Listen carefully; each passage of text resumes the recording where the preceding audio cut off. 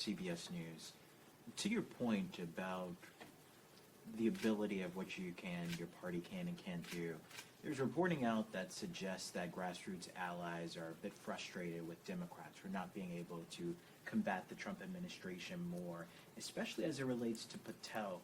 Senate Democrats, especially in that committee, have laid out this case against Patel in great detail, including Senator Durbin just recently sending a letter to investigate Patel to the Inspector General's office over the DOJ.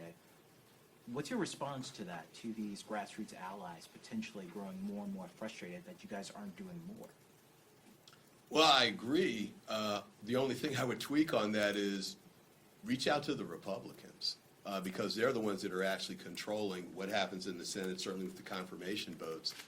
Most of these have been party line votes, that have been remotely controversial. And we just did a town hall meeting last night. I was doing it with Joyce Beatty in Ohio.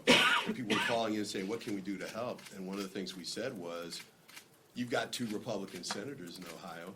Give them a call. Let them know how you feel about what's going on and the need to, in this instance, vote against someone who's going to make the United States less safe, vote against someone who is a green light to our enemies overseas to try and take steps against us, vote against someone who doesn't really know how to take on the traffickers and the cartels, and vote against someone whose primary mission isn't to keep the country safe, but to launch a retribution tour against Donald Trump's perceived enemies. We need to keep fighting. We need to make sure we do more here in the Congress to keep it going.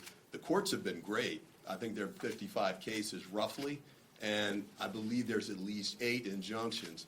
I don't think any injunctions have been denied anywhere in the United States, so we need to keep building on that. And then the public pushes that we've made, the rallies and the things, this is not so much just on this nomination, but on the attack on government workers has been gaining some ground too. Yeah, and I would add on that if there's one thing in life that is certain other than death, it's math. And 218 is always greater than 215. And we need 3 House Republicans to do the right thing for the American people on this and any other issue on the House side.